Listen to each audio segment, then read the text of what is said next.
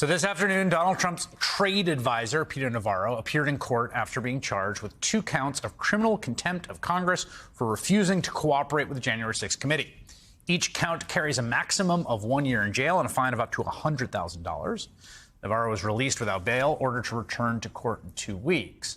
He spoke to reporters on the steps of the courthouse where he said he will represent himself in court because he does not want to spend hundreds of thousands of dollars on lawyers. In November, the Department of Justice charged Trump advisor Steve Bannon with the same 2 charges for his refusal to cooperate with the committee.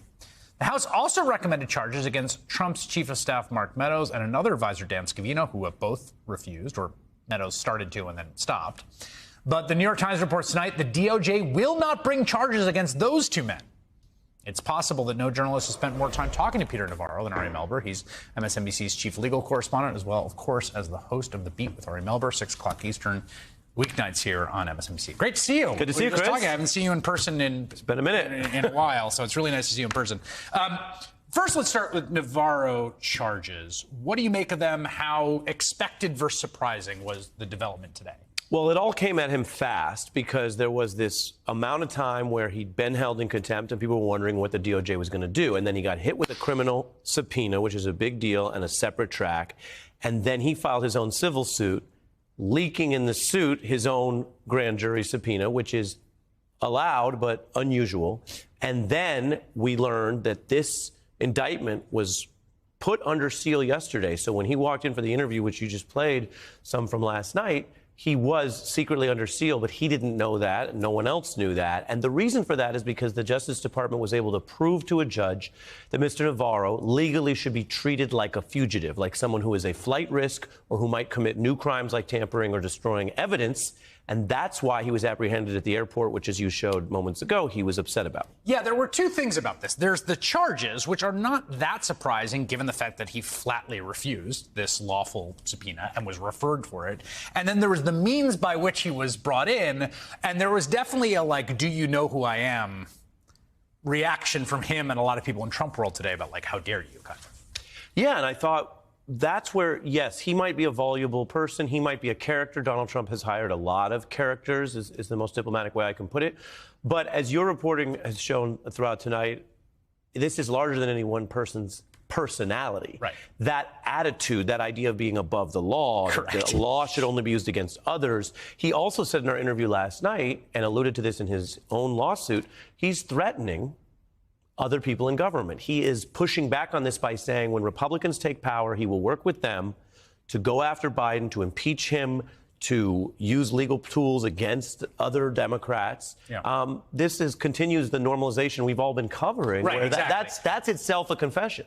The law as an instrumental use to attain power, to reward friends and punish enemies, which has been the kind of ethos from the Trump people from the beginning. So I want to also ask you about the decision we just got, right? So right before you came here, the New York Times reporting the Justice Department has declined to take similar steps against Mr. Meadows, Mr. Trump's final chief of staff, and Dan Scavino, the deputy chief of staff. That's according to people familiar with prosecutors' decision and a letter reviewed by the Times informing the top House counsel of it. So if I'm keeping track of this, and I might not be, correct me if I'm wrong, so you had 4 referrals, right? There are 4 people who refused. Bannon and Navarro are getting prosecuted. Scavino and Meadows are not. How do you make sense of that legally? It's a great question, and we've learned more about what the Garland part, the DOJ, has been doing in this week than we have, I think, collectively in months. Yes, they were it was the part of the iceberg we couldn't see. And so going into these hearings next week, we now know exactly what you said, the disposition of all these cases. Meadows had the strongest argument because the fairest way to put it is that he cooperated or pretended to initially, and then they ran into disputes. But he did provide a lot of evidence, some damning material about all of this. A lot of damning appears to come from his text chain. People remember all those news stories. Navarro, we just discussed. Scavino is the smallest fish. And then that sort of rounds it out for those 4. But I do think this is, if you look at the precedent, now you can say the DOJ has indicted more than one person for defying these congressional subpoenas. That is a more aggressive stance than most Justice Departments, but this has been more blatant defiance than in history. But it sends a message to others. yeah, you got 50-50 odds of getting indicted. Yeah, and you know, keep in mind when you say the sort of more blatant defiance, I mean, Steve Bannon was basically like on his podcast being, you know, go stuff it. I mean, there wasn't, you know, with Meadows, there was a legal process, there were negotiations, there was back and forth. Sometimes they try to find accommodation. I mean, Bannon basically, you know, gave him the finger. Yeah, and that's where there's sort of this, you mentioned that it has become part of this right-wing MAGA effort by some of these operatives to say they will go farther. It's sort of a public Putin primary, and they want to show how hardcore they're willing to be. So Bannon and Navarro, people say, why do they talk at all? I mean, they talk to each other on War Room. Navarro did several interviews, as you know.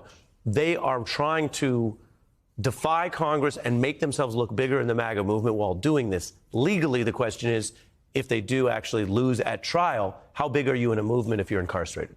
Well, and then the final part of this, part of the puzzle, to loop back to what you said, that we've learned more, like, there's this question the whole time of, like, what is Garland doing? What is DOJ doing?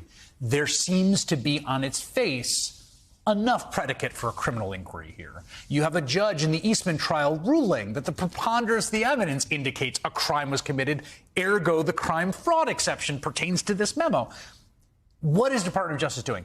What do you make of the Navarro subpoena, the other interviews of some of the fake electors, in terms of how you're conceptualizing what they're doing at DOJ? Well, as you reported earlier tonight, you can try to look at this as something that got out of control and was not organized. But when you put together the efforts to recruit state legislators, to put in fraudulent electors, to recruit Pence, or as you said, his replacement to do this, all of this was driving towards trying to have America go to bed on the evening of the 6th without it being resolved. And then it's only under 2 weeks to the transition day.